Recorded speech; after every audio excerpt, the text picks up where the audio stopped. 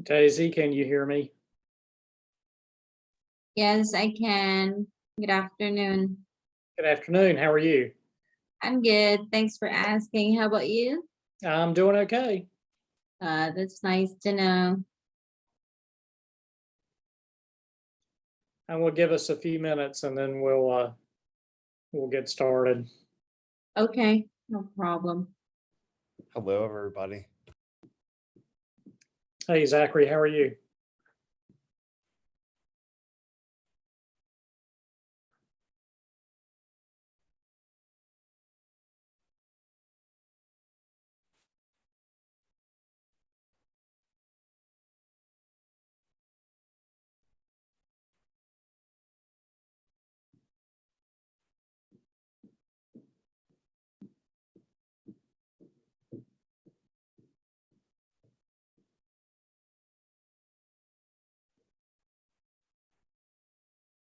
Were you asking a question, Zachary? You're muted. I wasn't sure. Yeah, I think I got it going on now. Can you hear Okay. me? Yeah. Perfect. Sorry about that. A That's little bit of technical difficulties on my end. it. Yeah, I did too. I'm supposed to be doing this under the KW Valentine login, and for some reason I couldn't get out of my Zoom login. I couldn't figure out how to do it.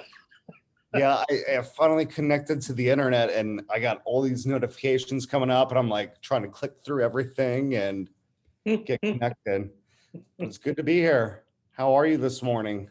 Doing good. How about yourself? I'm great. Did you get my was it you that was telling me that you needed to change your T group thing from mine? No, I don't think so. That wasn't me. Okay. Oh. I wonder who that was. Anyway. Okay. All right. So you're a brand new agent, right? I am. I just Okay. started last week, got my license last week, and I'm excited to be here. Cool. Are you in Ignite? Yes. Okay. All right. Cool. Yep. Yep.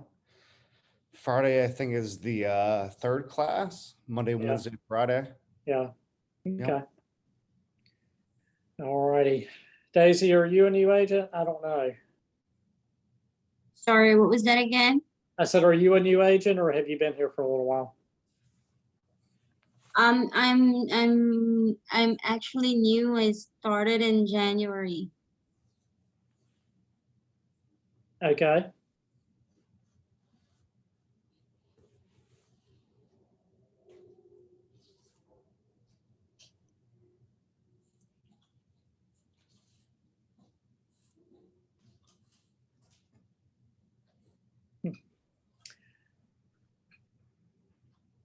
I stopped looking at emails. Well, actually, I'm not an agent. I'm working for I'm the transaction coordinator of the J White Group.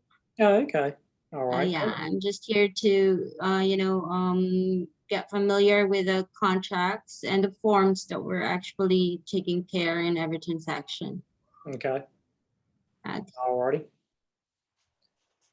Okay. Well, I kind of looks like maybe this is all we're going to have today. So I'm going to go ahead and get started if that's okay with you people, with you folks. Yeah. Yeah. All righty. So this week is North Carolina buyers. Okay. So I am going to go through, I'm not going to go through every single solitary form that you might come across on the buy side. I'm going to go through the ones that you're going to come across the most often.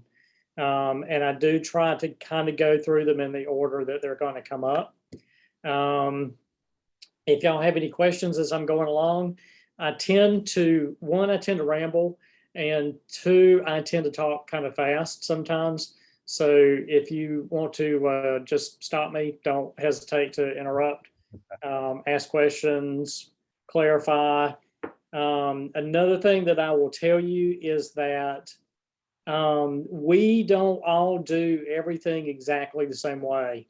So if I say something and you've heard a different way to do it, you've heard a different explanation, then by all means share that with the group. It's not gonna hurt my feelings. I might learn something. So don't hesitate to speak up if you got a question or something. Okay. Sounds good. All righty. Okay. So the first form that let me tell you this too. So you guys have access to forms in a couple of different places. You've got access to forms in DocuSign. That's probably our primary place to get forms. Sometimes, first of all, I'm a little bit old school. In case you can't tell, I have a gray beard. So sometimes I need paper copies of stuff, or I just need a form quickly, and I don't need a whole lot of hassle. And I find DocuSign can be a little bit cumbersome sometimes. This program that I'm using is called Zip Forms, and you guys have access to this from through your association membership. So if you ever want to learn how to do this, it's pretty easy. It's pretty self-explanatory. If you don't have your login, let me know and I'll help you figure out how to get signed up for it. I just find it easier sometimes when I'm like looking for forms, or I just need one and I kind of need it quickly, or if I need a printed copy of it. And there are a couple other things on here too. For sample forms, when you need to give sample forms to clients, this is really good because it actually will print one that has sample stamped across it. And DocuSign doesn't do that, not that I'm aware of anyway. So anyway, all right, so this is called Zip Forms. So we're going to just start here at the beginning. So very first form that you are going to use when working with a buyer is the working with real estate agents disclosure. There are two versions of this. One is for buyers, one is for sellers. This is a change that just came about last year. It used to be just one form. And the explanations that were involved in it were a little bit cumbersome. And so they cleaned it up and separated into two different people. All right, so the first thing that you're going to note and probably are going to want to point out to your buyers is that this right here, this form is not a contract, okay? They are signing this disclosure only as a acknowledgement that you've had this conversation with them, okay? A lot of times I will take a highlighter. If I'm doing this in person and I bring a piece of paper with me, I'll highlight this just to, kind of put their mind at ease, because a lot of people, the very first time you meet them, they're just assuming that you're going to hoodoo them into something they don't want to do. So yeah, so it's a good thing to point out. So really the only explanation that you need to go over with them is that one, that you're required to review this form with them at first substantial contact, and that you're going to give a copy of it to them after you sign it, after they sign it. And then you're going to explain that this is basically you're going through the different types of agency that they as a buyer may come across in working with a real estate agent. So the first one is buyer agency. I usually explain to my buyers that this is, that this is the base thing. This is where you hire me as your agent, and I have a fiduciary responsibility to you. everything that I do is in your best interest. I don't work for the seller. I don't work for the listing agent. I don't even work for myself. I am a fiduciary. Everything I do is in your best interest. That's all I say about buyer agency. For dual agency, I'm going to explain to them that, if we go look at a house that's listed by a Keller Williams Valentine agent, that's dual agency because the agency, the firm, would be representing both sides if you decided to purchase this house. I explained to them that they don't have to allow dual agency if they don't want to. That I normally go into a little bit of an explanation about, if it's two separate agents, if I'm their buyer's agent and it's a different listing agent, most people don't have a problem with that. If it's a situation where it's my listing that they're going to look at, they may have trouble with that. I certainly have a problem with it because it's hard for me to represent both sides. And do my fiduciary responsibility as for both sides, which means that basically I can't advise either side. I'm basically a pencil pusher at that point. So I tell them that if they are not comfortable with dual agency, since they are on the buy side, that the alternative would be to find them an agent that's with another firm. I've never had anybody that didn't want to do dual agency. And the only time that I've ever, even when I've had somebody look at one of my listings, they were still okay going forward with that. But basically what I tell them is that if we get to dual agency, if we're going to be faced with a dual agency situation, then I'll stop. I'm going to explain all of this to you again. I'm going to go through what your options are, and then you can make a decision how you want to move forward. Okay. As far as designated dual agency goes, our firm automatically does designate a dual agency if it is a dual agency situation. So the last one here, you'll notice that I don't have this one. Whoops, I don't have this one checked. Unrepresented buyer, because our firm doesn't offer this service. So that's why that one's not checked. And I don't even go into what an explanation is. Okay. Do you guys have any questions about this form, about going over this? I kind of rambled a little bit about my conversation with my clients. But So far, I think you're covering good topics. okay. All righty. So just get the buyers to sign and date, and then make a copy and send it to them as soon as possible. Okay. Anybody else have a question about this one?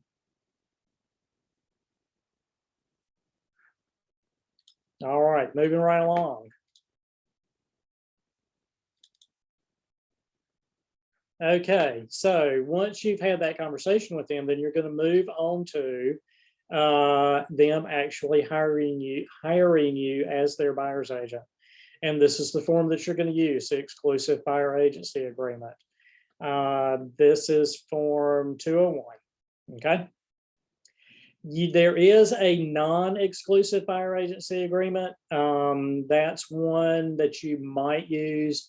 I'll tell you when I've used that particular form. I have an investor client who works with multiple real estate agents, and that's an agreement up front. I mean, he was very upfront that, you're not going to get all of my business. That person over there is not going to get all of my business. I work with like 3 different agents at a time. And so in that particular case, I use that form with that particular agent. I don't recommend that you do this unless you actually sit down with Sabra and have a discussion about what it is you're doing and why you're doing it, and then kind of let her coach you into making the best decision about how to move forward. But 99% of the time, the exclusive buyer agency agreement is the one that you're going to be using.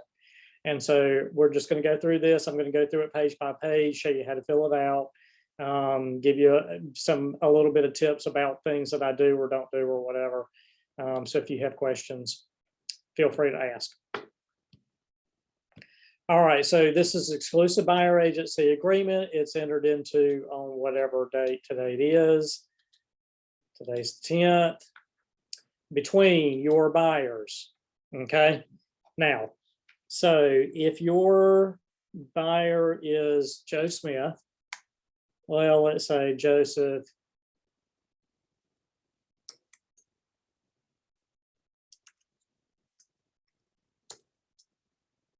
P. Smith. Okay. Oops.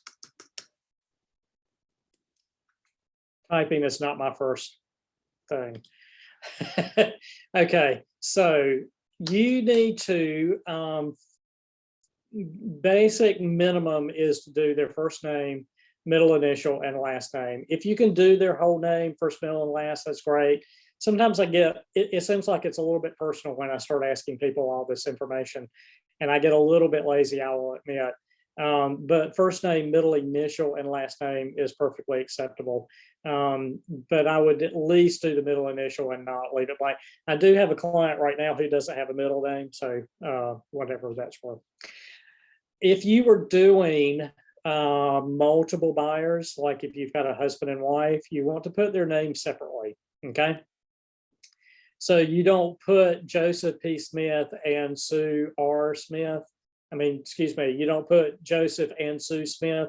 You would do Joseph P. Smith and Susan R. Smith, okay? Does that make sense? I kind of blew that one. Okay. Does that make sense? Yep. Okay. All righty. And so they are your buyers. If you have more than 2 buyers, then there's a form called for additional signatures. That would be in the case if you had like, you know, sometimes you get estate properties where the person has passed away and it was left to their children. Maybe they had 4 children and all 4 children are married. So now you got 8 people they got to sign. So there's a form for additional signatures if you have more than 2 people. Okay.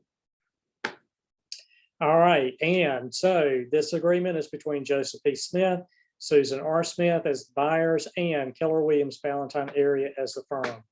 I don't know if anybody has told you guys this or not. We are not Keller Williams Ballantyne. We are Keller Williams Ballantyne area. Ballantyne is owned by a corporation. It's trademarked. So we can't use just the word Ballantyne. We have to do Ballantyne area. Okay. All right. This paragraph right here, this is about whether or not the buyer that you are working with, one, that they've received a copy of the working with real estate agents disclosure, and that they are also representing that they are not a party to another buyer representation. Okay. So Sabre would like to have you have the buyer's initial beside this paragraph, just to note that you have actually discussed that with them. Okay. All right, type of property, number 1 here, we are going to click residential because we are residential agents, we are not commercial agents. If you get into a commercial situation, it's not that you can't do it, but you're going to need some help. So we have a couple of commercial agents here in the office, seek them out, get their help. Okay. General location. If you are only licensed in North Carolina, you're going to fill it in this way. You're going to put Mecklenburg and surrounding counties in North Carolina. If you are licensed in both North and South Carolina, then you are going to fill it out, Mecklenburg and surrounding counties in North and South Carolina. Okay, does that make sense? Okay, and that basically will cover you for the whole MLS. There shouldn't be any misunderstanding about where you can and can't represent this person. Okay. All right, term of agreement. So we're going to put in the date that the agreement begins, which is today. And we have 2 types of buyers that we could be working with. So the first one is for buyers who intend to purchase a single property. If that's the case, then you're going to check this first box and you're going to put in an expiration date in the second box. I normally make my expiration dates for 6 months. It's totally negotiable between you and the buyer. You can do it for a day, a week, a month, a year, whatever works for you. I normally do 6 months. I think most people normally do 6 months. If you have a buyer who is purchasing could be purchasing more than one property like an investor, first of all, congrats. Second of all, you would check the second box here and put in a date for when your agreement expires. If you're doing an investor who's going to be purchasing more than one property, you probably want to put a much longer date on here so that you don't have to, because they're not going to, like, you know, buy 4 properties, bam, bam, bam, bam, bam, in 6 months. And you don't want to keep coming back to them over and over and over again to get this re-signed. So you might want to put a longer date in there. Next section is compensation of the firm. So the firm acknowledges receipt of a non-refundable retainer fee in the amount of nothing. We do not take a retainer fee. So you can either put 0 in here or you can leave that blank. And then you can check the box shall not be credited because there's nothing there anyway. Section B, this is the part that does apply to us. Buyer agrees that firm's fee for services hereunder shall be in the amount of. All right, so we, Keller Williams Ballantyne area, charges 3% to represent a buyer. Okay, I think you guys probably remember from pre-licensing that we can't say anything that implies that all firms charge 3%. All we can talk about is what we do. What other firms do, that's their business. Okay, Keller Williams Ballantyne charges 3%. Now, you will probably notice, if you have been in the MLS at all, you probably noticed that a lot of the buyer agency fees being offered are only 2.5%. Sabre has decided that 2.5%, if that's okay with you, is okay with Keller Williams. We're not going to go back after the buyer to make up the difference if you're willing to do it for 2.5. If you see something that is less than 2.5%, then you need to have a conversation with first Sabre, and second, have a conversation with your client. Sabre may not be willing to do it for 2.5 for just 2%, which means that you may have to go back to your buyer for the rest of it. There is a team here in our office that will remain nameless that puts in 1.75% for their buyer agents. Okay. I have been told, I have not done a deal with them since they started doing that.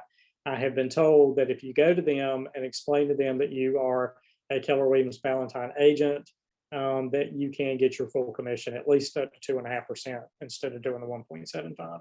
Okay.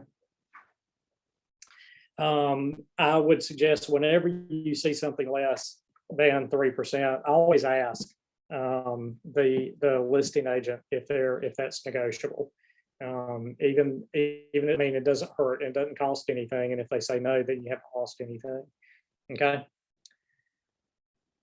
Do you guys have any questions about the fee, about our buyer agency fee? Nope. Okay. All right, this next section down here, this is about when you have earned your, actually earned your commission. I'm not going to go through that because you should have learned all of that stuff, what entitles you to commission when you're doing pre-licensing. But this box right here, we're going to put in that 90 days after the expiration of the agreement is our protection period. So basically what this is doing is saying that if you show a property to the buyer and within 90 days, they go behind your back and make a deal with that seller, that you're still entitled to your commission. Okay. So that protection period lasts for 90 days. That's our standard.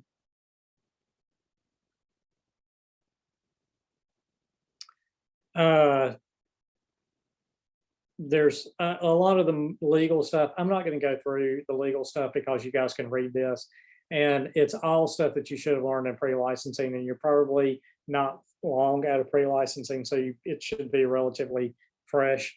There might be 1 or 2 things that I point out along the way, but for the most part, I'm not going to go through all of this.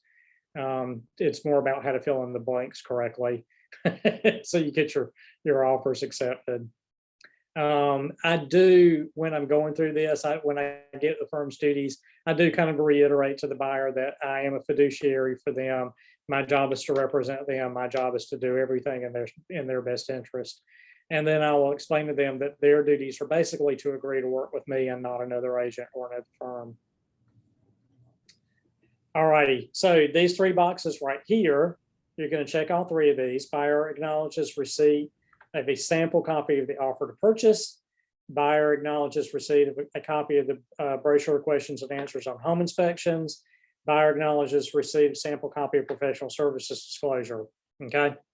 Now, so in your, when you first meet your client, I normally try to schedule with them a buyer consultation. It's kind of a time for me to go through the working with real estate agents brochure, to go through the buyer agency agreement. It's my time to give them these three forms because we are required, if you remember in pre-licensing, we are required to give these to the client. Okay. So that's all part of my little buyer presentation thing that I do. All right, so sample copies of the offer to purchase and contract and a sample copy of the professional service disclosure. That's why I like zip forms, because when you pull this form up, you go up here to print and you say print sample. And it gives you a copy that you can print out that has sample stamped right across it. And I think that's really cool. Because I haven't found any place else that does that. And you have to give them a sample copy. So why make it hard, right? Can you go back through that again, how you got there?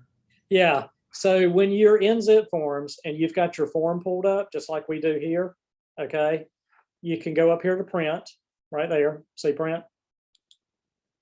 So Yep. you can print the form, like you can fill the form in here and you can print it all filled in. You can print multiple copies of it. I don't know why you do that. You can print a totally blank copy of it. So if this one's got stuff filled in, but you just want a blank copy to do something in person, or you can print sample. Yep. Okay. See that now. Yeah. Thank you. Yep.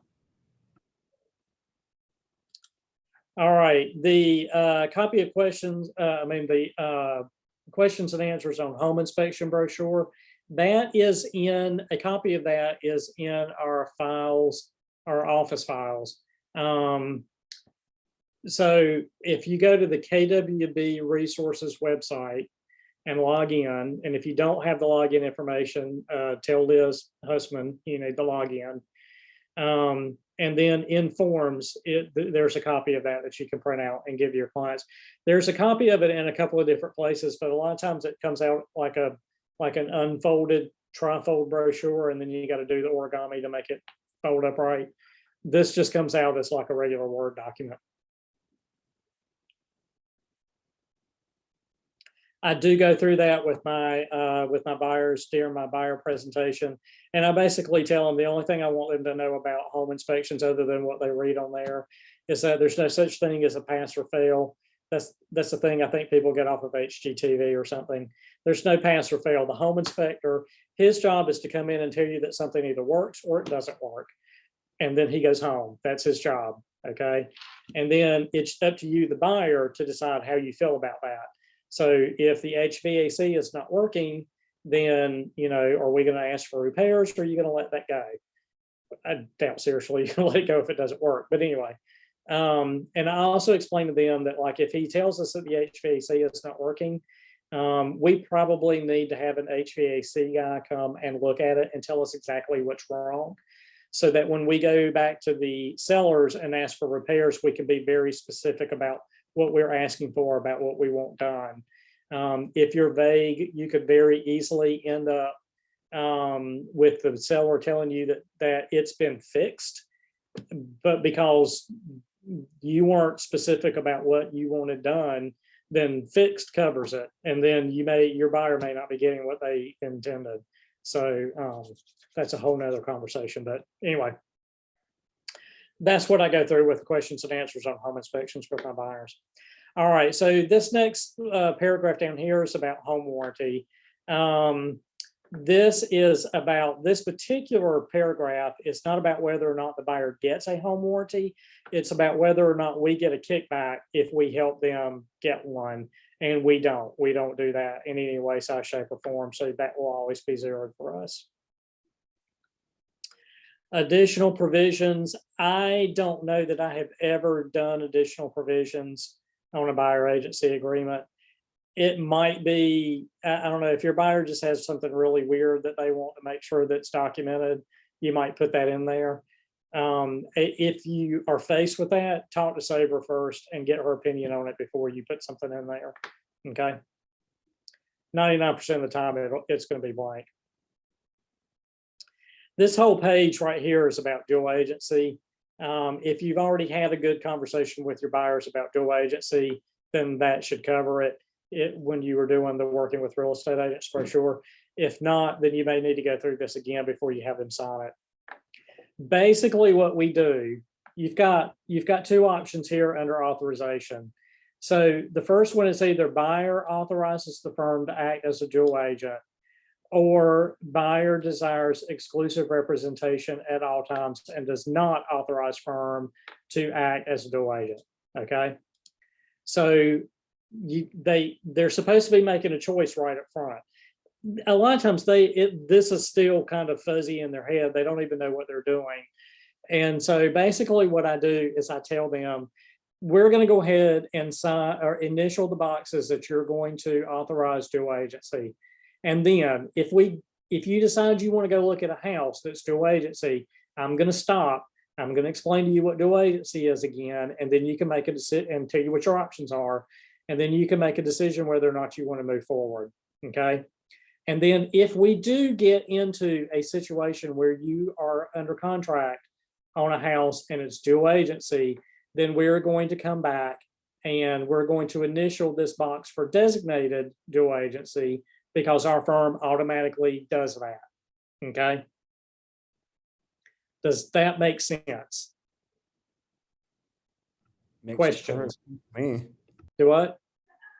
Said it makes perfect sense to me. Okay, all right. So I will tell buyers if they already know up front that they absolutely are not going to do dual agency, then we can go ahead and sign that they're not doing dual agency. I've never had one do it. The first thing that they think of is, well, that means that I can't go look at any Keller Williams Valentine listings. Exactly. That's exactly what that means. So they never want to do it. Okay. But you got to explain it anyway. Okay, next page, dual agency compensation. So obviously if it's dual agency, the firm is representing both sides. So the firm gets the entire commission. Our normal commission, our Keller Williams Valentine area, normal commission is 6%. Okay. So we would put 6% of purchase price. I forgot to say that on the up here on this other page. So I used to just put 3, and then if I only got 2.5, I just didn't do anything because I accept 2.5%. Recently, I've been coming across buyers who are catching that, and they're like, "Well, but if you only get 2.5%, it says that you get 3% in the conversation, and I've got to pay the rest of it." And so I've started adding this little thing in here that it's 3% or as what's offered in the MLS. I've got noted, but I put it's actually should be offered. Yes, that's what matters, right? What's listed in the MLS. Exactly. Yeah. And so that helps them understand that if my fee is 3%, but if the listing says 2.5, I'm agreeing to take 2.5. Okay. Right. Right. Okay. Okay. So the same thing would be the case if we are doing dual agency. Okay. Be a split. Yeah. So we should have more control over if it's dual agency because our firm is doing the listing too, but we'll, cross that bridge as we get to it. Okay. I'm going to mute you for a minute. My dogs are acting. Okay. Dogs are acting up, so I'm going to get them under control for a sec. Okay. All right.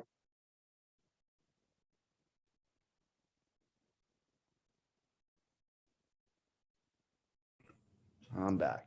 Sorry. Okay. Well, that was a sec. Okay, this paragraph right here about wire fraud warning, I'm assuming you guys talked about this in pre-licensing. It wasn't a big thing when I was in pre-licensing, so we didn't talk about it.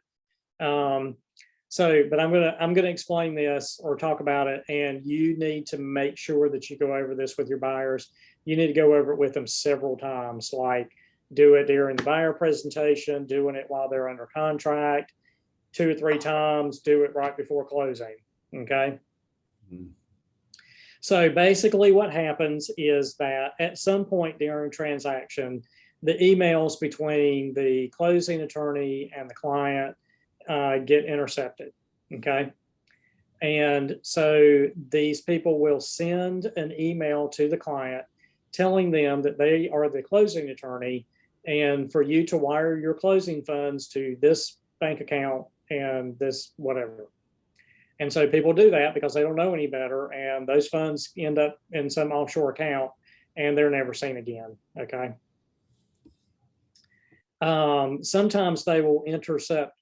A lot of closing attorneys do actually send an email to the buyer with closing instruction with wiring instructions.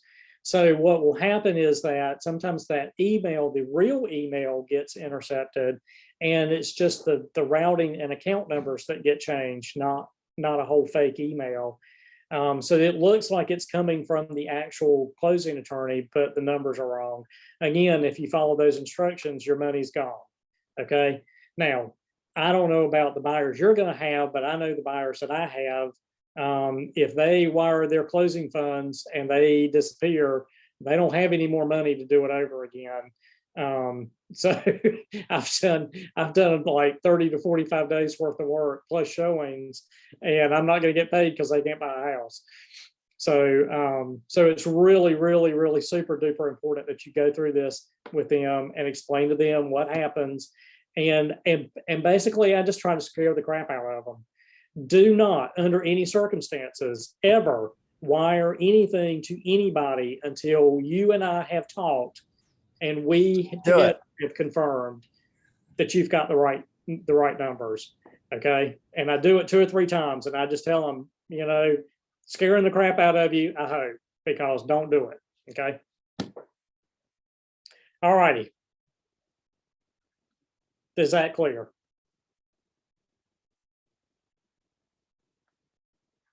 All right, this last section here, this is where the buyer's going to sign. Okay. So obviously they need to sign and date. Okay. As far as phone numbers go, they only have to put in one phone number, whichever one works best for them. They have to put in their email address, and they have to put in their mailing address. I will tell you that I'm really slack about getting their mailing address. I don't know why, I just never seem to think about it. Carla, who does compliance for us, she's the one that checks your forms when you submit them. She will kick it back and tell you that you've got to put a mailing address in there. So just go ahead and do it up front. And yes, even though Joseph and Susan are married and they live in the same house, you need to put a mailing address for Susan also. Okay. All right. If you are working with an investor who is purchasing this through their business, then instead of the buyer seller section up here, the buyer section up here, you're going to use the entity section. So the other under entity buyer, you're going to fill in the name of the business. Okay. By is going to be the signature of the person who's authorized to sign for the company. Then you're going to print their name. You're going to print their title. Again, at least one phone number, their email address, and their mailing address. Okay. Does that make sense for an entity buyer?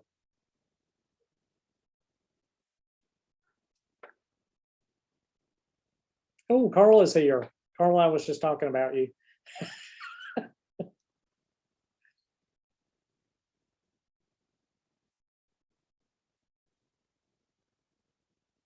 Okay. And then the last section here, this is your information. So we are Keller Williams Palatine area. Our firm license number is C13291. Write this down somewhere until you memorize it because it's on a couple of different things. And yes, it has to be in there. The firm phone number, for some reason, Zip Forms always puts the puts my phone number in there. So this is supposed to be the office phone number, which is 887-6600. You're going to put in our mailing address. Here you'll sign under an individual agent signature, your license number, your date, your phone, and your fax. I mean, your phone and your email address. And that always puts the wrong email address in here for me too. Anyway. All right. So what questions do you guys have about buyer agency? Hi, I have a question. So for the 3% paid for from the buy, is that from the buyer or from the total commission paid by the seller? Yeah, so that 3% that you get paid as being a buyer agent, that comes out of the 6% that the listing agent is charging the seller. Okay. And it's shown in the MLS. And I don't know how familiar you guys are.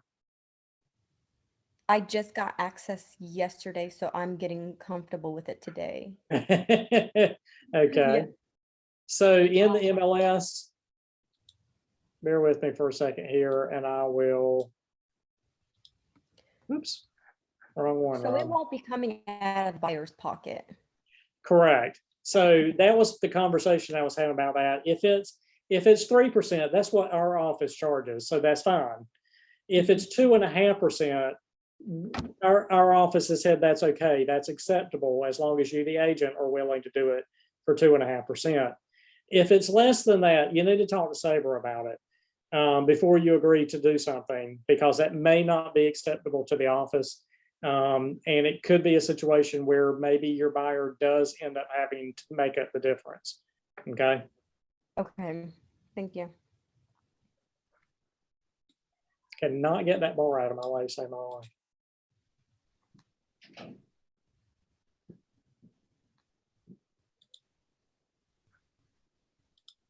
Okay, so this is an MLS sheet. Okay, this is our view. This is our agent's view in the MLS. And right down here at the bottom, buyer agency, right there, it tells you what the listing agent is giving out of what they're charging the seller, what they're going to give to the buyer agent. And this particular agent's doing 2.5%. Okay. Thank you. Yep. All right. Any other questions about the buyer agency agreement? I have one more, I'm sorry. Yep. The 90 days protection period, so that goes 90 days after the contract ends? Correct. The agreement? Yeah. Okay. Yeah, and so there are some other things in here that can happen. If the buyer terminates with you and they sign a new buyer agency agreement with someone else, and then everything's legitimate, everything's above board, then that kind of overrides that. Okay. But if the purpose of this is to keep somebody from just going behind your back and making a deal directly with the seller to try and cut your commission, is basically what that does. Okay, so I have someone that is looking to be a buyer. I'm going to try to have them, it's possible to set them up on the MLS to have them view homes, correct? Correct. Yep. Okay, so would you advise having them sign a buyer contract prior to giving them access or later? So probably before is best, just so that you kind of, I hate to use this term, but so you kind of like lock them in. Okay. Yeah. But you know, there are plenty of people who are just hesitant to jump in feet first and start signing stuff, but they really do want to work with you. Okay. So you kind of have to, it's your business. And so you kind of have to decide what it is you're going to do, or what you're going to allow, what you're going to put up with, more or less.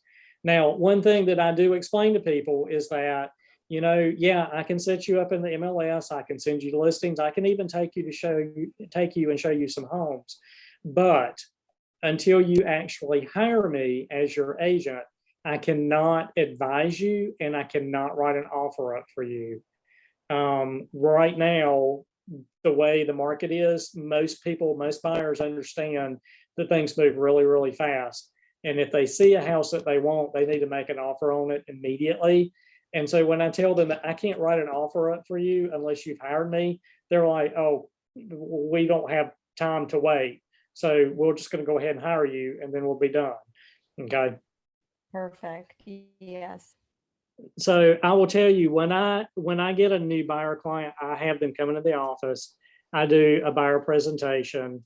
If I have a whole little booklet thing that I go through, if you ever want to know what it is, feel free to stop by my office and ask me and I'll show it to you.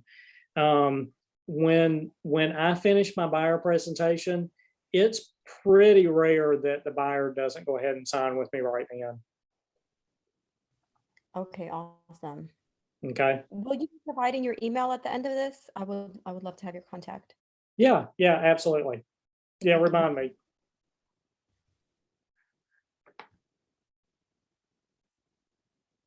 All righty. Any more questions about buyer agency?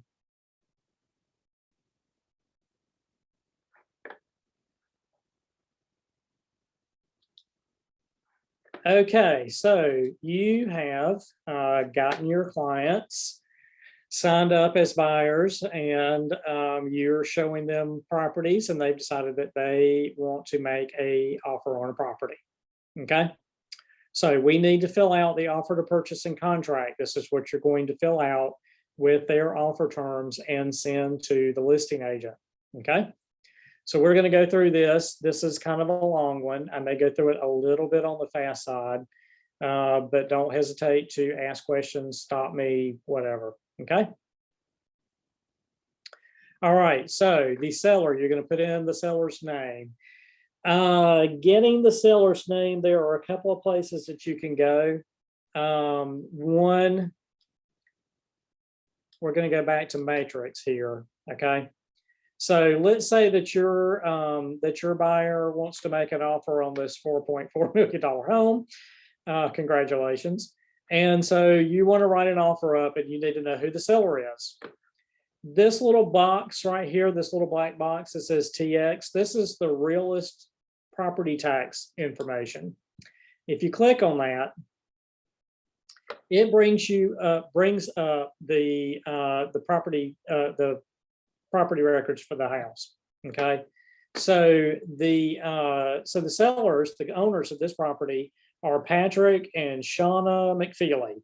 Okay, so that should be more than likely that's who's selling the property, and that's who you should fill out as the sellers on the offer to purchase. Okay. I normally will do stuff. Normally will do things to like double check to make sure that things are accurate. So in this particular case, I'm going to go here to this little thing that looks like multiple sheets of paper. Those are the attachments that the listing agent has put in, and the property disclosures should be there. Okay. And I'm going to look and see who signed the property disclosures. Okay. So in this case, Patrick and Shauna McFeely are the ones who signed it. So I feel fairly confident that those are the actual sellers. Okay. That's who's in the property records. That's who the listing agent is dealing with. So that must be fairly accurate. What happens is you may be making an offer on a property that the seller purchased and is immediately reselling, and the tax records that you pull up have not been updated yet. And so it may be the old owner name in the tax records and the new owner's names here. So if they don't match, you need to talk to the list. Just call the listing agent and ask and say, hey, I'm writing an offer up on this property. I notice the tax records say it's one person, but your disclosures have a different person. Can you fill me in on what's going on? And get an explanation so that you understand who it is you're writing the offer up for. It could also be a situation where it's an estate property. So the person who is listed as the owner in the tax records has passed away, but their heirs are the ones who are selling the property. Okay. That's a whole nother conversation that we can have at some point. The point here, though, is to just check a couple of different places to make sure that the seller names that you're putting in match. Okay. Does that make sense?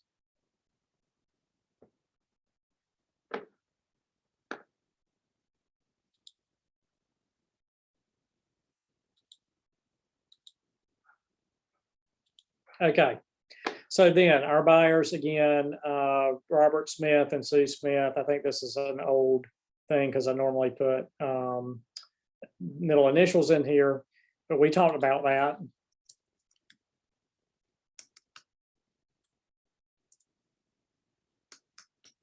Yes, I can type, believe it or not. Not well.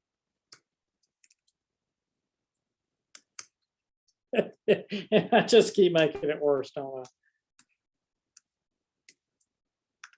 I? Okay. All right, so the next section is the address of the property. Okay, so in Matrix, you have an address here. You can go, again, you can go to the tax records and make sure up here that the mailing address matches. Okay. So you're going to put in the street name, the city, the zip code, and the county. Okay. You don't have to fill in North Carolina because this is a North Carolina form, so they should all be North Carolina. All right, legal description of the property. These first two lines generally do not need to be filled in. Sabre would like you to fill in subdivision or condominium name if you know it, if there is one and you know it. It's not 100% required though. Compliance doesn't kick it back if you don't fill that in. However, these next three, these do need to be filled in. So the property ID or property tax number is going to be in this first box. Again, we could go back to the MLS and the tax records that we pulled up out of the MLS and double check those to make sure that they match. Okay, so parcel ID number is up here, if y'all can see that. Okay, so this is 183-173-18. We can go to the property, the tax records that we pulled up and check and make sure that it's the same number. Okay. The next line is other description. This is the legal description of the property. Okay. Again, go back to MLS right here, legal description, L42 M23 335. Property details right here, legal description, L42 M23 335. Everything matches. That's good. We can fill that in on our thing. And then the deed book and page. This again, going to the MLS. If it's deed reference right here, so this is the book, and then this is the page number. Okay.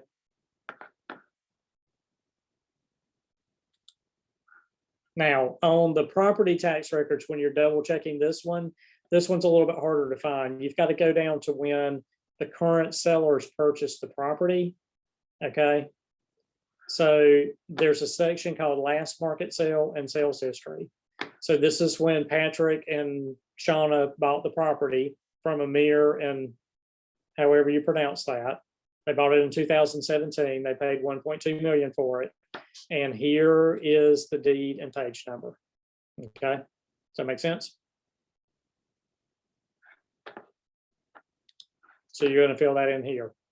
Now, you may come across a section where the number here is one of the older ones from when the property was sold at some point in the past, like if it may be this one from when Amir bought the property in 1989.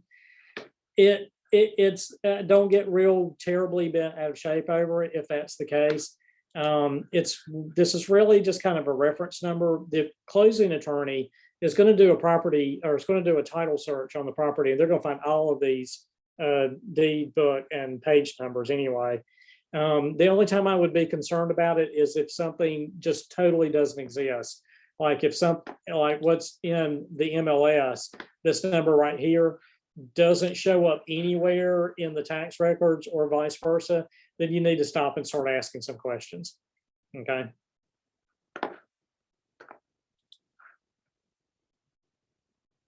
All righty, so we're going to put in the seller's, our buyer's offer price on the property. We're going to put in what amount of due diligence that they are going to offer and what amount of initial earnest money they're going to offer. And you need to check the boxes whether or not they're going to do cash or personal check or a bank check. You can do a wire transfer, but that's a little bit complicated. I don't think most people are going to be doing that for due diligence fees, and earnest money would be okay because that's probably going to go to a closing attorney. There are some people who are trying to do due diligence by electronic methods like Venmo and Zelle. It's really not, the industry's really not set up for that quite yet. So I would have a conversation with Sabre before you start trying to do that. Okay. For initial earnest money, you have two choices here. You can deliver the check to the escrow agent by the effective date or within 5 days of the effective date of contract. Okay, so the effective date is the date that both people sign, which would be immediately. Okay, man, that's a little bit hard to do. You're doing that with the due diligence fee because it's due by the effective date too. So you could check that.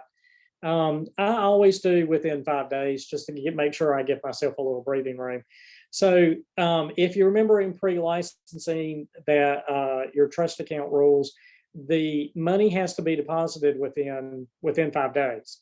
Okay, so you can't show up at the escrow agent's office after 5 days and give them a check.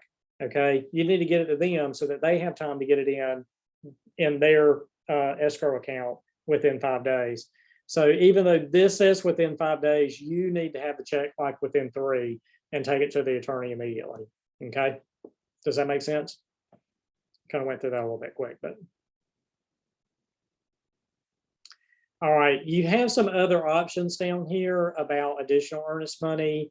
If it's a loan assumption, seller financing, building deposit. We're not going to go through those today. Those are whole conversations in and of themselves. You won't use these 99% of the time.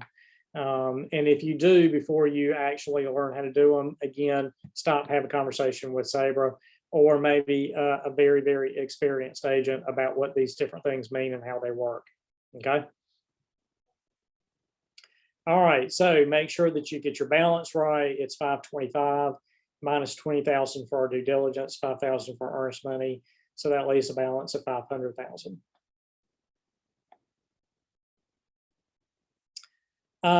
Next blank is about who your escrow agent is. Okay.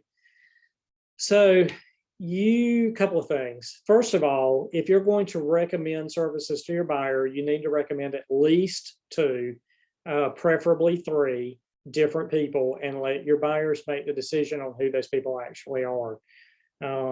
If you appear to be encouraging your buyer to pick a specific person and that deal goes sour with that person, then you're going to get blamed for it. So give them at least 2 people to choose from, preferably 3, let them make the decision. Okay. Now, when you're filling out this offer to purchase, the way the market is right now, we're having to do this very, very quickly. A lot of times we're going to look at a property on Friday night at 7 o'clock and we've got to get the offer in on Saturday morning. And so we don't have a whole lot of time to dicker around and be talking about different closing attorneys and, reviewing their profiles or whatever. So you probably need to have a conversation with your buyers ahead of time about what closing attorney they want to use. And then again, give them 3 options. Now, we have a closing attorney here in the office. It's McDonald and Clements. I don't know why there's no and in there. And they are in the back corner of the building here, on our floor. If you can use them, that's great. Now, I'm not promoting their services specifically. However, it's extremely convenient for you to have the attorney here that you can just walk in and ask a question if something starts going south. Okay. Especially after you've done a couple of closings with them and they know you, they know who you are, they know your business, and you can just walk. If you got a problem, you can just waltz right in and ask for John, start asking John questions. If you're using a guy over in South Park, not going to happen. So just something to keep in mind. All right, next section that you're going to fill in down here is the due diligence period. This is when your buyer when the expiration date for the due diligence that your buyer is offering the seller. Now, you should, under most circumstances, pick a specific date. Okay. Right now, because of the way the market is, most of my buyers are not asking for any more than 2 weeks of due diligence. Okay.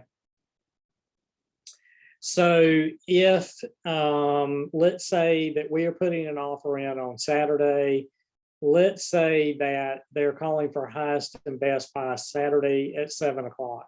Okay. So I don't do 2 weeks from the Friday that I wrote the offer up. I don't do 2 weeks from the Saturday, because there's going to be a couple of days of time that's going to go by that we're not going to get it. So I will do 2 weeks from Monday, if that makes any sense. Okay.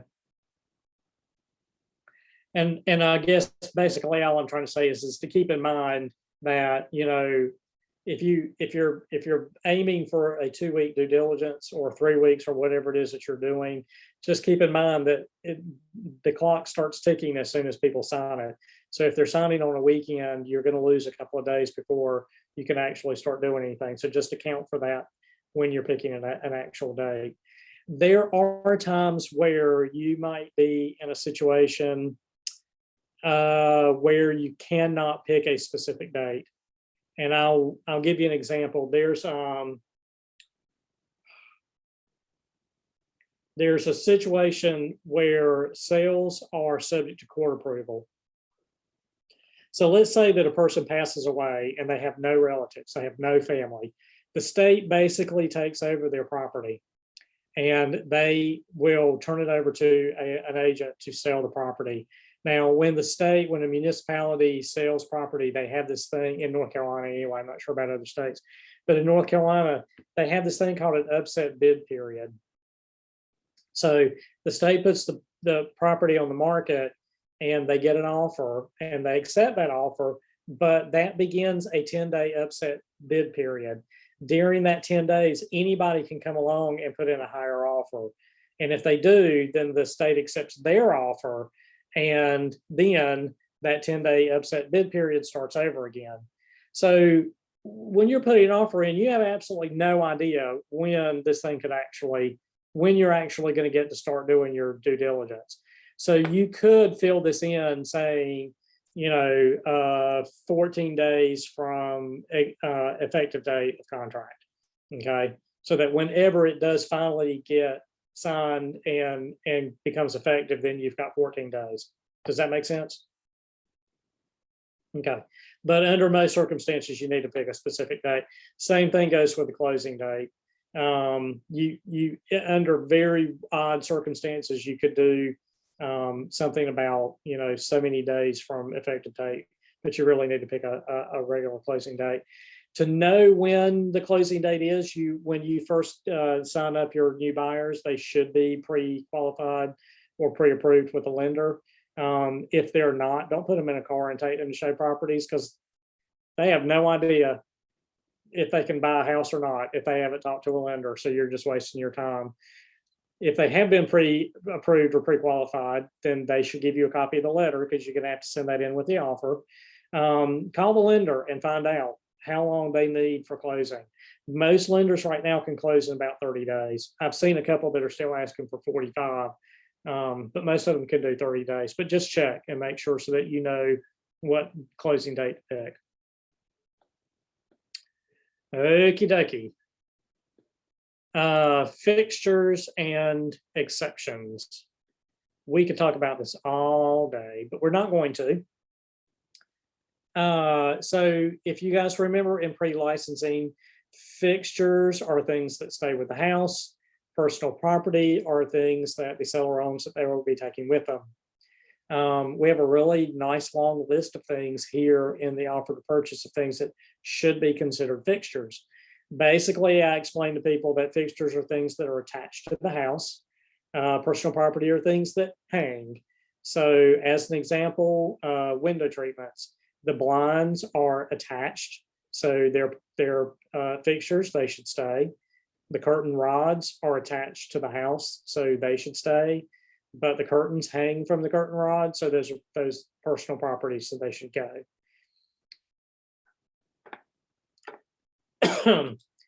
In Matrix, in the listing, it will tell you in this section right here, under fixtures exceptions, it will tell you if there are things considered fixtures that are not going to stay in the property. Okay. And if that's the case, then you need to transfer that onto your form under items that do not convey. So this section is about fixtures that are not staying in the house. For some reason, dining room chandeliers used to be a big deal. They've always wanted to take those. That would be a fixture that they wanted to take. Items that are leased or not owned, they give you some examples here, like fuel tanks, antennas, satellite dishes. Generally, here locally, satellite dishes and alarm systems both are generally the property of the homeowner. They may have gotten them free for signing up or whatever. Excuse me, but I've never actually seen anybody that own those. But you need to verify with the listing agent if there is a satellite dish or if there's a fuel tank on the property or whatever. You need to verify with the listing agent that it is actually staying with property, that it's not being leased, and that somebody's going to come and take it after the buyers buy the house.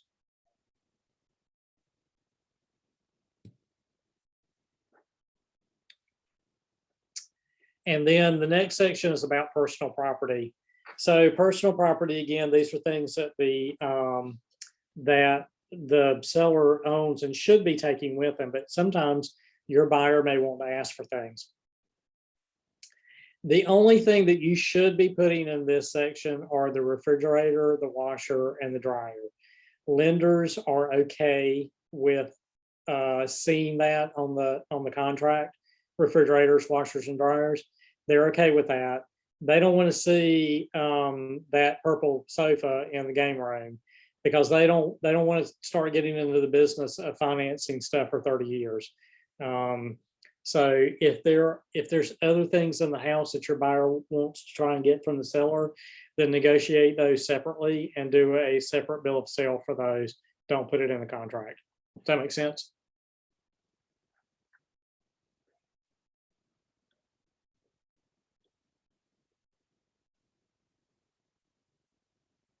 Okay, next section, number 5, buyer representations. This is basically whether or not the buyer is going to pay cash for the property or whether or not they need to get a loan. So if they're going to pay cash, you're going to check this box right here. And then whether or not verification of the assets is going to be attached. So most sellers are not going to accept your offer unless you can prove or provide some sort of proof of funds that your buyer actually has the cash to buy this house cash. So your buyer needs to give you some sort of bank statement showing the balance that's enough to cover the price of the house. They can use a Sharpie and block out sensitive information, like their account number, their home address, those kind of things. But it needs to show their name to prove it's their account, and it needs to show the balance. If they're going to be financing, you're going to check the second box. And if they are obviously get their first mortgage loan. You need to check what type of loan it is, if it's FHA or VA, conventional, what have you. And then in this box here, you're going to put down what their loan value is going to be, okay? So if they are doing conventional financing, usually for conventional loans, the minimum down is 5%, okay? So that means that they would be financing 95% of the value of the house, okay? So you could put, instead of putting down a specific amount that they're going to be financing, you can put down 95% loan to value, okay? Does that make sense? Is that clear?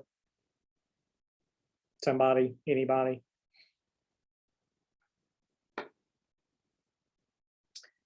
In this particular example, I've checked that they're doing an FHA loan.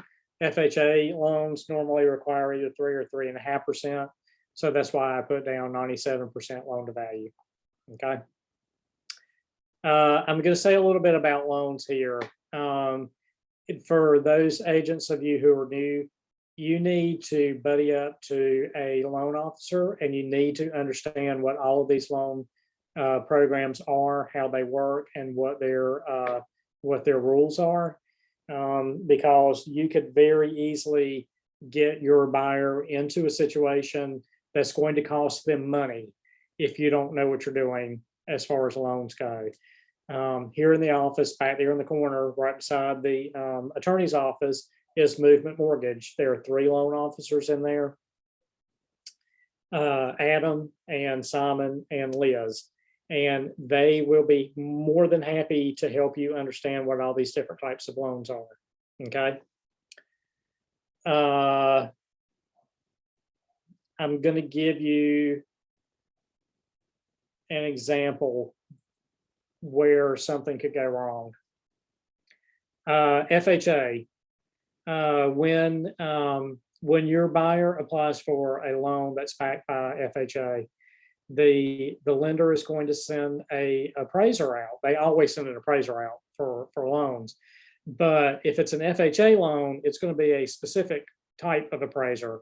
Not only is he going to be looking at the value of the house, but he's also going to be looking at the condition of the house, because in order for an FHA loan to be approved, the house has to be in certain condition. Things like it can't have broken windows, it can't have any peeling paint, bricks missing from the steps, those kind of things, safety issues, livability issues. Those things will have to be repaired by the seller in order for it to be approved for FHA. Okay. So let's say that you and your buyer make an offer on a property, you're doing FHA. Let's say that the seller accepts your offer because he's got a bad listing agent who hasn't explained to him what FHA is and how it works. And he has no money whatsoever to make repairs on the property. So your buyer has paid due diligence, they paid for an inspection. Now the FHA has gone out there, or the appraiser has gone out there, they paid for an appraisal. And the FHA guy comes back and says, well, there's peeling paint and that's got to be fixed. And now the seller says, sorry, I don't have the money to do that. You're out of luck. Your buyer's going to be really upset with you that you did not explain to them what they were getting into with FHA before you made the offer on this property. Okay. So that's just one tiny little example. There are thousands of them, but you need to understand how FHA and VA specific and USDA specifically works and what their requirements are going to be, so that you can properly advise your clients on these properties. And if for no other reason, just so you're not going out wasting your time showing people properties that they can't make offers on. I have a buyer client right now. It seems like every single they're trying to do VA, and every single solitary listing that they send to me that they want to go look at is not accepting VA because of the condition of the property. So you need to look at that ahead of time and understand what VA is, and understand, before you even go waste the time to go look at the property, whether or not this is a possibility for your client. Okay, sorry, it's a pet peeve of mine. All righty, the next section down here is if they're going to be doing some sort of second mortgage loan. Here in North Carolina, we have the North Carolina Down Payment Assistance Program. It's basically a second mortgage that pays the buyer's closing cost and down payment anyway. So that would be a second mortgage, and if they're going to be using that type of program, you need to disclose that. Again, something the lender, being buddy with a lender will help you with that. Next section is about whether or not your seller has to sell property in order to qualify, has to like sell their current home in order to qualify for the loan to buy their next home. So if they do not have a home to sell, then you're going to check that does not have a home to sell box.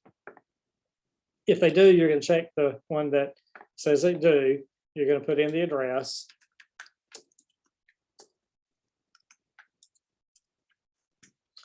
All right. And then you have to decide, or you have to disclose what the status of the sale of that property is. So this first box says that the buyer's other property is under contract as of the day of this offer, and a copy of that contract is being provided. Okay. Now, so you're going to take your buyer's contract on the house that they're selling, and you can take a black Sharpie and you can black out pertinent information. So like you can block out like the price, because that's something we wouldn't normally disclose about offers, but it needs to show that there is an actual contract that's an effective contract on the buyer's current property. If they are not under contract, then you're going to check the second box, because buyer's other property is not under contract. And then you're going to check the box that shows what the status is. Is it listed actively by a licensed real estate broker, or it will be listed by a licensed real estate broker, or the buyer is attempting to sell or lease it themselves? Okay. I will go ahead and tell you, in this particular market, very few sellers are willing to accept offers where the buyer has to sell their current property in order to buy the new property. It just adds a whole layer of complication to the deal.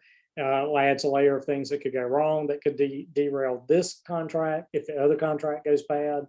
And there are enough people who are willing to buy their house without having to sell another one. Why would they put up with this? So that's probably a conversation you need to have with your buyers. If that's the case, there are options, moving out, renting, living with family, talk to their lender about being able to make payments on both properties. There's a company called Ribbon that buys the new house until the sellers sell their old one, all kinds of things. So it's not necessarily a dead deal if they have to do that. All right, the next section is about the residential property and owner's disclosure. And this is basically saying that the buyer has received a copy of it, or they have not received a copy. If they have not received a copy, they have an out down here if they don't get a copy of it within a certain amount of time. Okay. Now, the property disclosures, back to the matrix, back to the listing in MLS, back to the attachments here. Most agents put those disclosures in the attachments, and you can download that to let your buyer read them before they sign them. Okay. You should remember about property disclosures and pre-licensing. If for some reason they don't have them in there, I normally look, as soon as I'm making an appointment to go show the property, I look to see if the disclosures are in there, so that if they're not, I can get with the listing agent and get copies of them before we even go look at the house. Okay. Because if you're trying to do this at the last minute when you're writing an offer up, you're probably not going to hear from the listing agent quickly enough to get them. And then you're going to have to sign or initial that the buyer has not received a copy of them. And then the seller's going to look at this and they're not going to be happy, because they're like, well, this is giving them an out, why, whatever. So, so anyway, do your best to get that before you go look at the house, or at least as close to it as possible. There are some situations where the seller is exempt from providing a property disclosure. Look at the guidelines and understand those about the situations where they don't have to provide property disclosures. The next section is the same thing about the disclosures. This is just the mineral oil and gas disclosure. But the same thing, whether they have or whether they have not received, your buyer has or has not received a copy of it. The next section down here, number 7, is seller representations. This is, you're going to check the box about how long the seller has owned the property. Again, this is in the MLS, okay? Right here under ownership, oops, it tells you that the seller has owned for at least 1 year, okay? Those are one of your options. So the seller's owned for at least 1 year, they've owned it for less than a year, or they do not yet own the property. This is another one where you need to talk to your lender, or you need to be able to understand the different loan programs. For one thing, if I'll give you an example, you guys have probably heard of like Open Door. That comes in and buys properties from people, and then they slap a coat of paint on it and they resell it, okay? If your buyer is using an FHA loan, they cannot make an offer on a property that the seller has owned for less than 90 days. Okay, that's one of those rules for doing FHA that you got to know. So if you are looking at a property that's being resold by Open Door, more than likely they haven't owned the property for 90 days because they buy it and they immediately put it back on the market. So a lot of times there's a couple of months before they're even able to accept an FHA offer.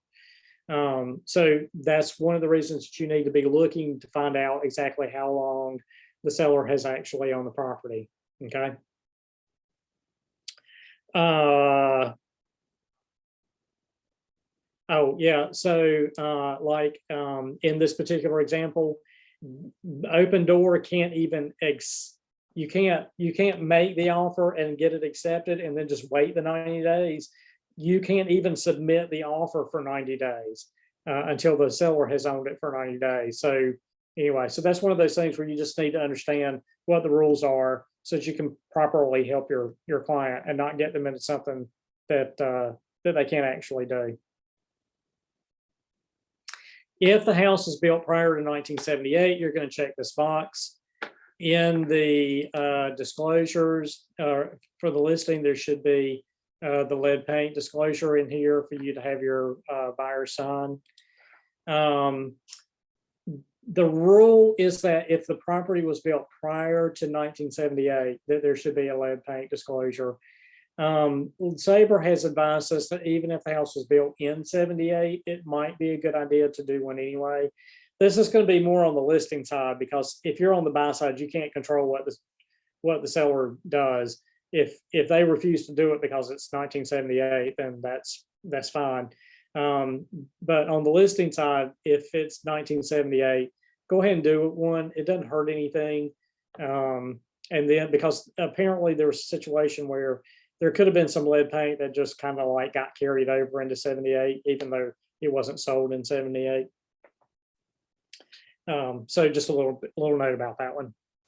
The next two sections down here are about HOAs. So again, going back to Matrix or to the MLS, the listing agent should be telling you here in this section whether or not there's an HOA. She should tell you who the HOA management company is. It could be the actual HOA that's managing the company. It could be a company that they've hired to manage it for them. Hawthorne is a company that manages HOAs, a private company that manages HOAs. So you need to transfer that information onto the offer to purchase and contract. You may have to go search out some of that information yourself. Like in this particular case, she's only telling you it's Hawthorne. She hasn't given you any of their contact information. So you may have to go look it up so you can finish filling this in. There are two sections here because there are communities that have two HOAs. As an example, Davis Lake out by the university or the university area, there's a townhouse community there that has an HOA on its own. But then the townhouse community is also a member of the Davis Lake HOA. So they have two HOAs, they have two different fees. And again, that should be disclosed in the MLS.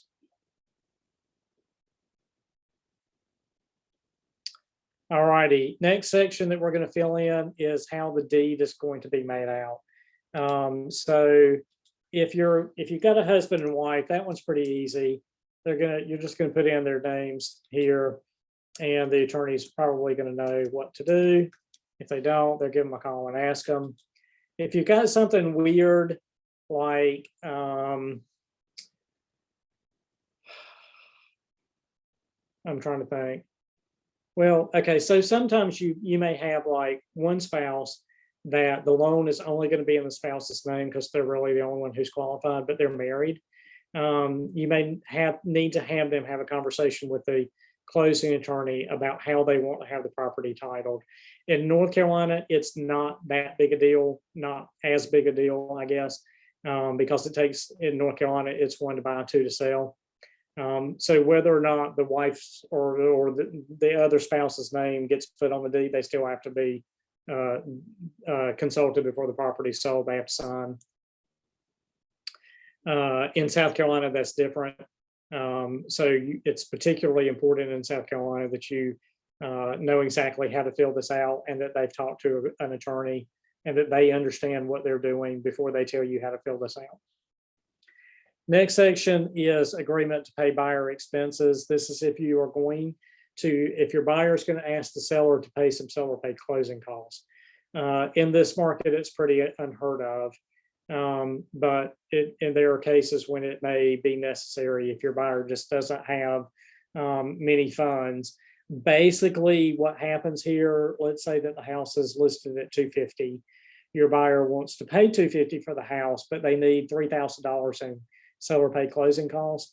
They probably need to offer $353, because for the seller, it's all about net. It's all about what they're going to take home at the end of the day. So however it works out, however they're paying things isn't so important. It just needs to bottom line where they need it. So that's why you would do $253 and ask for $3,000 in seller paid closing costs. So the seller would still net $250. Does that make sense?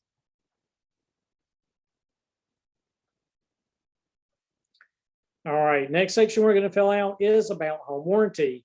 So your buyer has 3 choices here in their offer. They can say that they're not going to ask the seller to provide a warranty.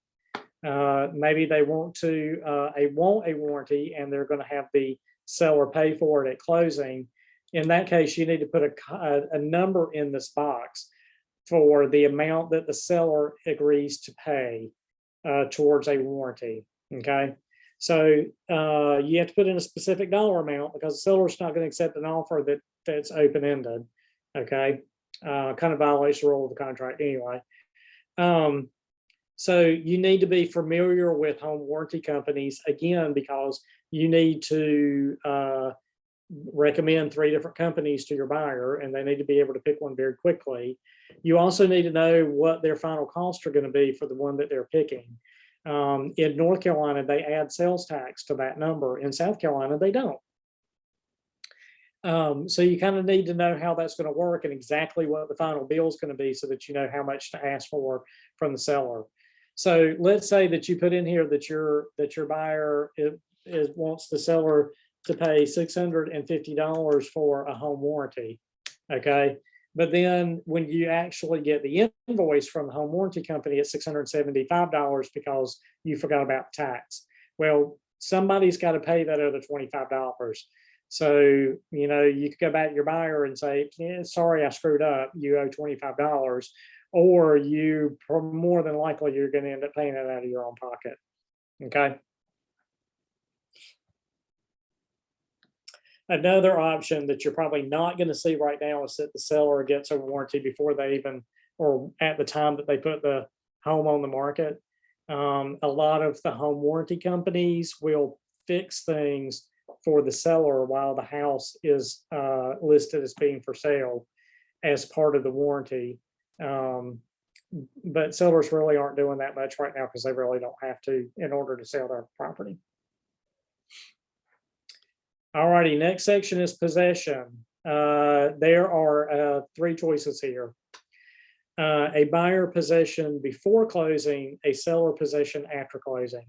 So you may be in a situation where the buyer needs to move into the house before they actually close on it.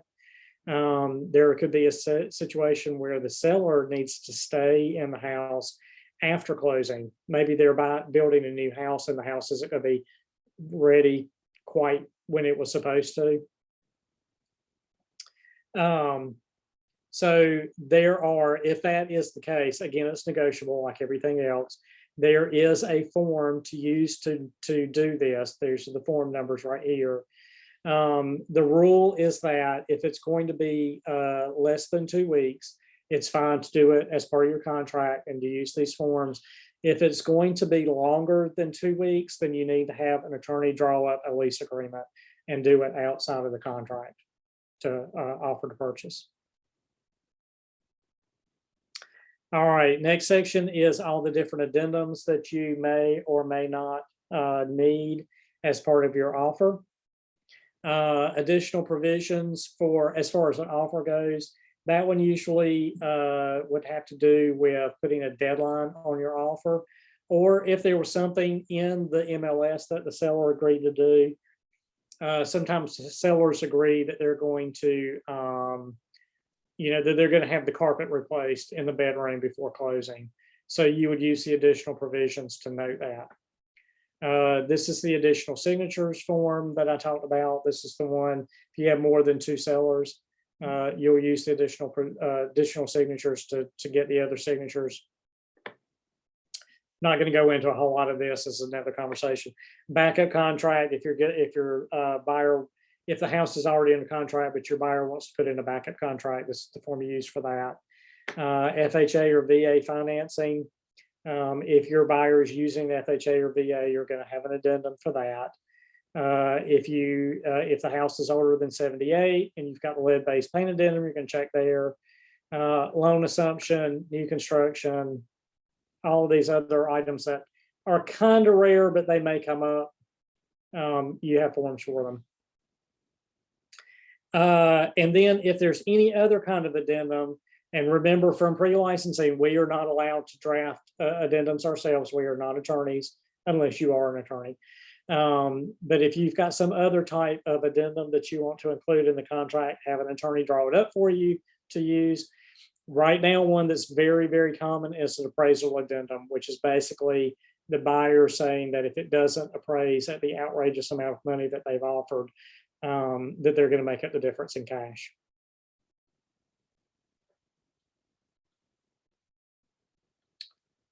Okie dokie. Signatures, we talked about this on the, golly, my nose will stop itching. We talked about this on the buyer agency agreement, getting signatures. If it's an entity buyer, how to fill this out. The wire fraud warning, once again, this is another opportunity for you to go through this with your buyer and make sure that they understand not to wire funds to anybody until they have talked to you and you two together have verified that the routing and account information is correct. All right, this section, this is notice information. This is basically the agents agreeing to methods of contact, okay? You are going to leave your buyer notice address totally blank, because if you put in any of this information, that's basically giving the listing agent, allowing the listing agent to contact your buyer by this information because you gave it to them. So you're going to leave the buyer information blank. You're going to leave the seller information blank. You're going to fill in all of your information down here. You're going to do Keller Williams Ballantyne area. You are the buyer's agent. Again, our firm license number C13291. Don't forget that.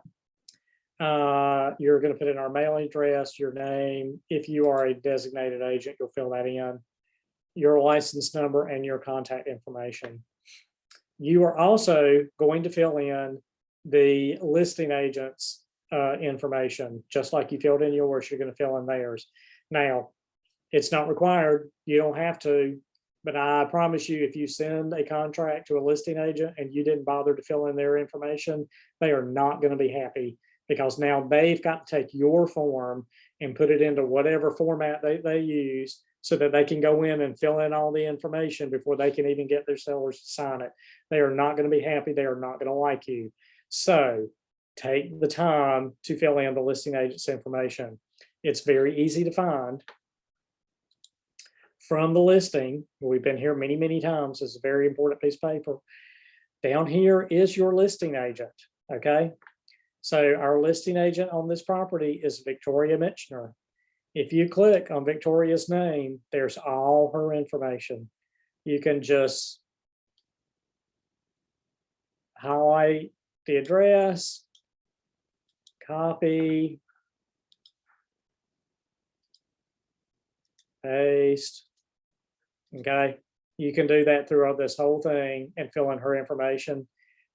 That's kind of the professional way that we're expected to do it. Again, it's not required. Not going to be happy if you don't do it though. Okay. All right, the last page is the acknowledgement of your monies. This one, of course, obviously, you're not going to fill out anything here, or don't have to as part of making an offer. But after the offer is accepted and you're doing the due diligence and earnest money checks, then you'll need to fill this in and get the appropriate signatures. Okay. So generally, the first one is the listing agent acknowledging receipt of the due diligence fee, and then the second one is the seller acknowledging receipt of the due diligence fee. Once you get the buyer's offer accepted, you're probably going to have a quick conversation or a quick email with the listing agent. And ask them, if they don't tell you up front, go ahead and ask them what they want you to do with the due diligence check. So they may say, drop it off at my office, in which case they may sign here for receipt. And then after they give it to their client, the client will sign it and they'll send it back to you. Sometimes they ask you to send it directly to the seller, and they'll give you the seller's address to mail it to. What I do in that case is I include a copy of this form and I highlight where the seller needs to sign and date, and I even put a little sticky note on it. And I also put it in an envelope that's addressed back to me and put a stamp on it to make it easy so that they'll actually do it. Either of those two. And then when you get the earnest money check from your buyer, you're going to take it to whoever the escrow agent is, and give them the check and have them sign. And then you and the listing agent are going to share copies of everything that's signed. All right, that's a lot. That's 15 pages of offer to purchase. What questions do you have? What did I go too fast over? What can I explain?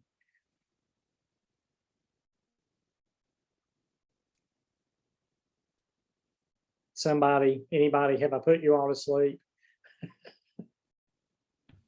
We're not asleep, but we appreciate it. It is a lot of information.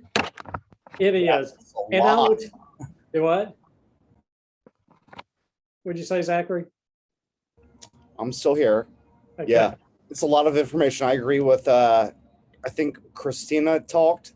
Yeah. Yeah, it's a lot of information. Yeah. So the one thing that I'll tell you, one of the reasons for these classes is sometimes until you actually do a deal, this stuff just really doesn't make any sense to you.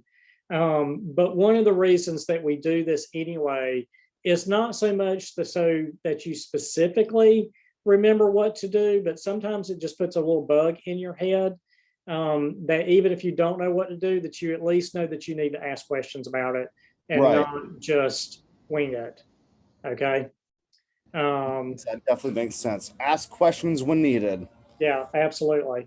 So when you do take these classes though, and I should have said this at the beginning, but I forgot, because I do a T group class too on these, and I send copies of the forms out prior to the T group class. But as you're taking these classes, probably the best thing to do is to print out a copy of the forms. And as I'm talking, or whoever the class, whoever's teaching the class is talking, fill it in by hand as they go through it.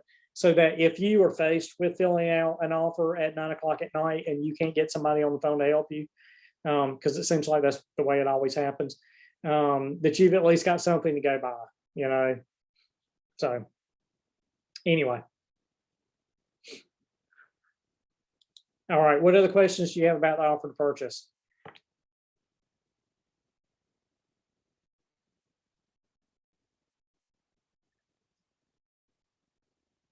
Nothing? Nothing on my end. Okay. All right, in the offer to purchase, we have that section of additional addendum that may be included with the offer to purchase. The additional provisions addendum is one that's fairly popular because it does two things. The first one here is the expiration of offer. Sometimes your buyer may want to put a deadline on their offer. That's kind of a strategic move. Maybe you're trying to get the seller to go ahead and make a decision before too many other offers come in, or whatever. It's kind of a strategy thing. If that's the case, you're going to check in the offer to purchase that you're using an additional provisions addendum, and then you'll put an X here in the box for expiration of offer, and then you'll put in the date and time that your offer is going to expire. So it would be 5 o'clock p.m. on the 11th. Okay.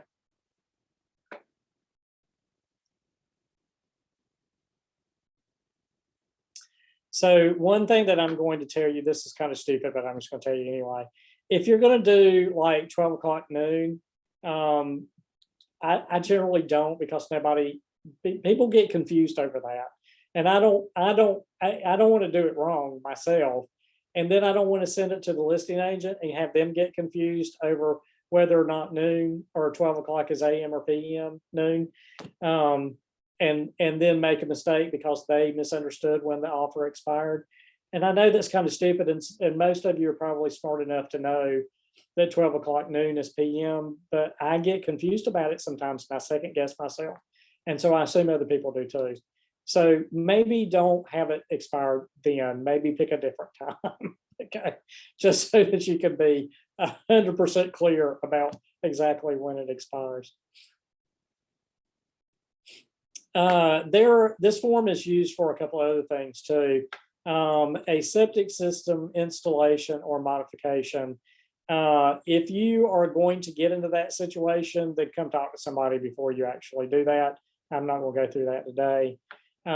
If this is a property that is being rented, then it has tenants in it. I should have talked about this during the offer to purchase. If you're buying a property, if your buyer is buying a property that has a tenant in place, the tenant may be month to month, at which time you need to negotiate with the seller when the tenant is actually going to be out of the property and get that in writing. If the tenant has a lease that's still active, then when your buyer buys the property, your buyer becomes the landlord. They can't just kick the tenant out. They've got to honor the lease. So in that case, they have a right to see what that lease says. So you would use this form and put in a date in here at which time the seller needs to deliver to the buyer a copy of the lease agreement. And I usually do like within 3 days or something. They need to at least see it before the end of due diligence. So if there's something objectionable, they can back out of the deal. But I usually do it within 3 days. And then there is this little section right here is about whether or not that tenant has paid a security deposit and whether or not the seller will be keeping it or whether they're going to transfer it to the buyer. You need to know that up front too, because it's going to make a difference in money. If the seller is going to keep it, that's basically like prepayment on the house. So you need to understand how that works and which box to check. And then this last one is agreed upon repairs and or improvements.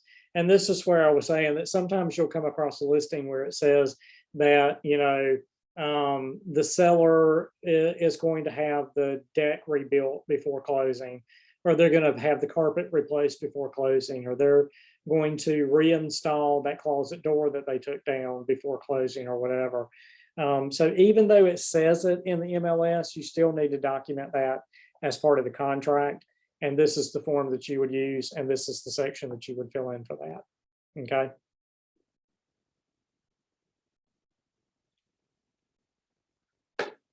If there is a manufactured or mobile home on the property, that's a whole can of worms that I'm not going to go into today. This is one of those things that you need to talk to your lender about, that your lender buddy needs to explain to you how mobile home sales work and how mobile home financing works. Okay. And then if there's a pool or spa inspection or preparation, you would use this and note who's going to be paying for that. Signatures like we've talked about before. All right, y'all have any questions about additional provisions addendum? Not so far. Okay. All righty, another form that is very common is either the FHA or VA financing addendum. So if your buyer is financing, they may be doing conventional, they may be doing FHA loan, they may be doing a VA loan, they may be doing a USDA loan. There is no addendum for USDA, but there is for FHA and VA financing. And basically the purpose of this form says that, so, you know, in North Carolina, we have the due diligence period, which kind of like overrides contingencies. Back in the day, you would make an offer on a property and it would be contingent on the appraisal, and it would be contingent on the inspection, and it would be contingent on your loan, and blah, blah, blah, and on and on and on. So North Carolina did away with that, and they just replaced it with the due diligence period. So you do everything you need to do during due diligence, and if you need to walk away, you walk away during due diligence. This form allows your buyer to walk away. It's kind of an appraisal contingency because you're doing either FHA or VA financing. Okay, so basically what it means is that even if due diligence has expired, but it ends up not appraising, that they still get their earnest money back. Okay. That's very good to know. Yeah.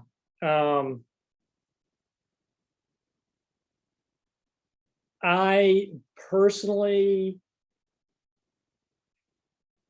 would still try to get the appraisal done in due diligence, if at all possible. Yeah. This is not optional either. You know, I talked about earlier about the appraisal addendum that people are doing, where people could be waiving any gap in the appraisal. If your buyer can make up some of the gap in the appraisal, that's fine. They have the option to do that, but they can't. You can't not do this form even if they're going to pay the gap. You still have to do the form if it's FHA or VA financing. Okay. And one other thing that I've seen too, and I haven't seen it lately, but it used to happen to me all the time. Even though we do an FHA VA financing addendum as part of the contract, I have had lenders that have come back during the processing part and ask us to sign another one. They didn't like ours. They had their own FHA addendum they wanted signed, and that's fine. Just make sure, you know, go ahead and have your buyer sign it, and make sure that the closing attorney gets a copy of it.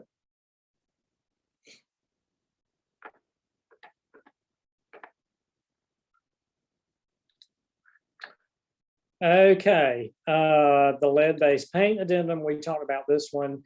This one should have been filled out by the sellers, and you're just having your buyers read it and initial it.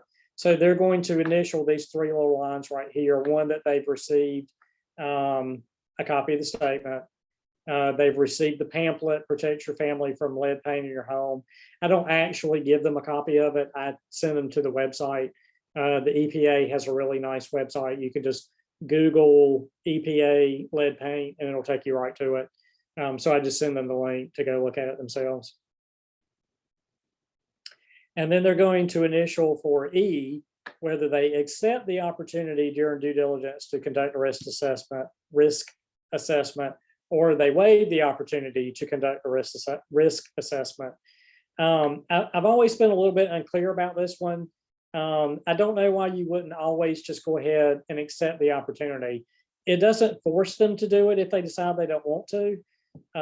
So why would you just go ahead and accept the opportunity? So that's the way I've always filled this in. If y'all ever find something different, if it's ever explained to you a different way, let me know.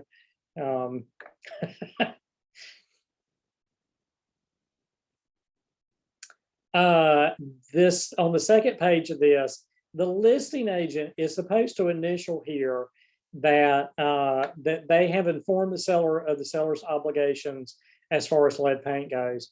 Every once in a while, I get one of these on the buy side, and the listing agent has not initialed this. I had one not long ago, and I asked her over and over and over and over again, send me a copy that you've just put your initials on it and email it to me. Wow, how hard can that be? And she never did do it. Carla did not kick that out in compliance, and I don't know if that means that it's okay if you just can't get their signature or their initials or what. I see that Carla's on here, but she's probably not listening. So, but if she is, maybe she'll comment on that. And again, signatures, we talked about signatures. On this one actually requires your signature as the buyer's agent. So keep that in mind. There are a couple of forms that you have to sign as part of the offer. Okay, questions about lead-based paint?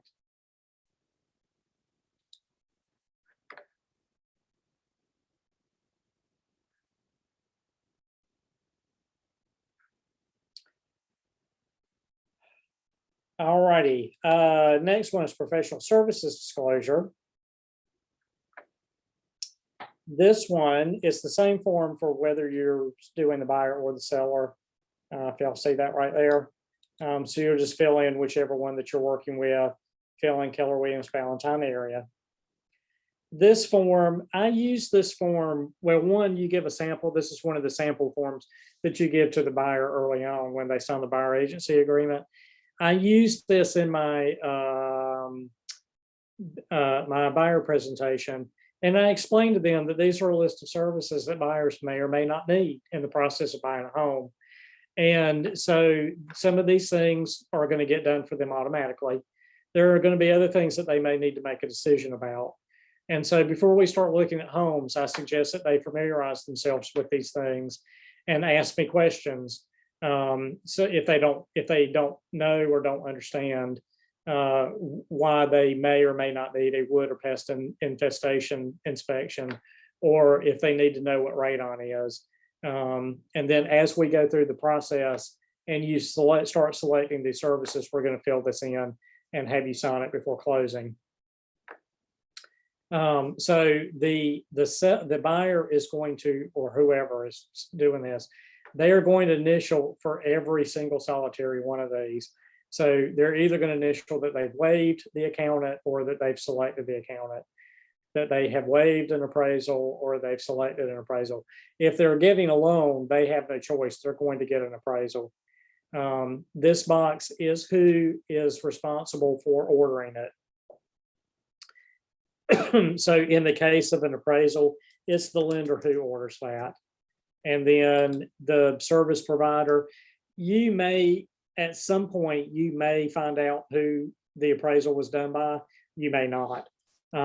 You can start out putting to be determined in as who the service provider is. And then if you find out at a later date, just go back and fix that. And if you don't, then leave it as that.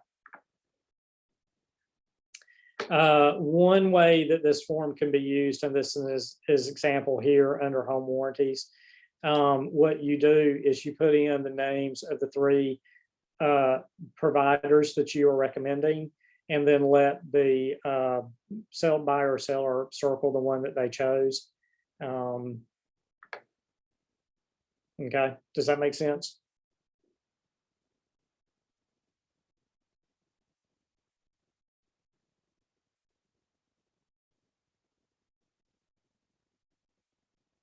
All right, signatures at the bottom, just like always. This is another one that requires your signature on it.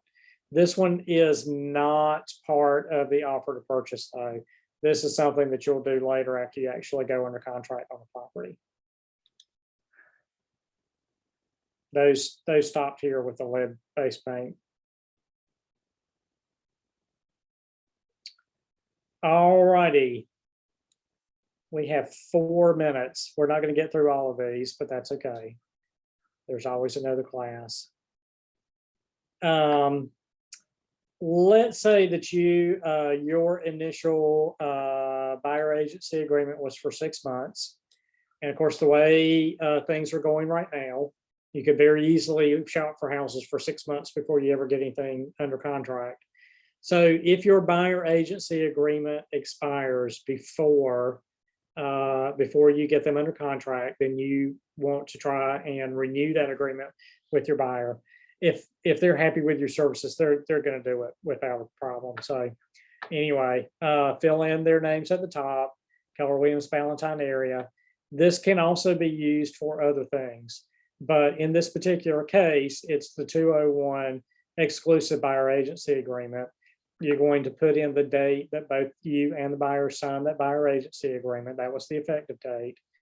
Okay. And then you are going to have your client sign, and you're going to sign down here at the bottom. This form can also be used on the listing side. If you need to renew your listing agreement, you can use this form to do that.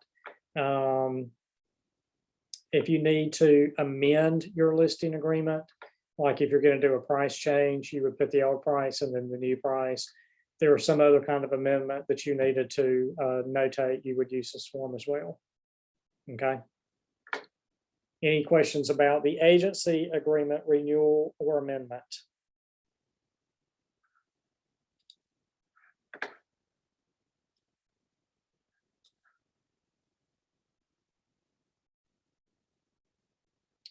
Okay, these last 3 forms down here, we're out of time. It's 2 minutes till, so I'm not gonna go over any more forms.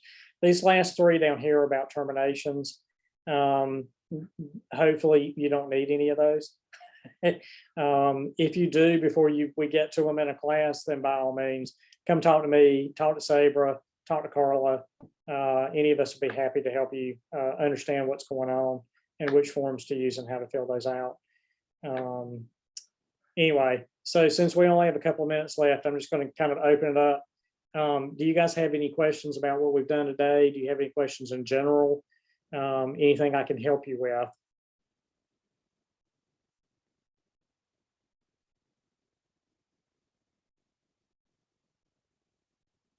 Anything? Are y'all still awake? Please be awake. None so far.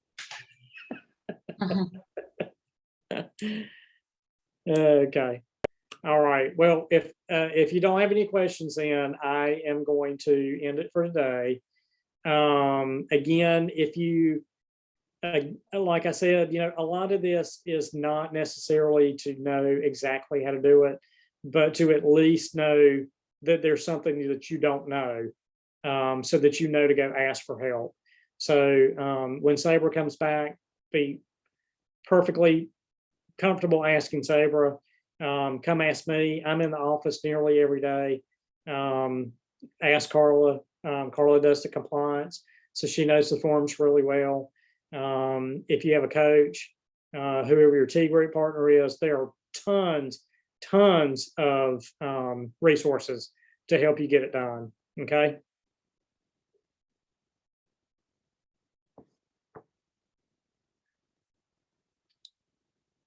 All righty. So if you guys don't have any questions, then I'm going to end it for today. Okay. Thank you. Thank you. Thank It was very you. informative. Thank you. I appreciate your help. Yeah, absolutely. All right. Y'all let me know what you need. Thank Okay. you. Yeah. Okay. Sounds good. You'll have a good day. Okay. Thanks. You too.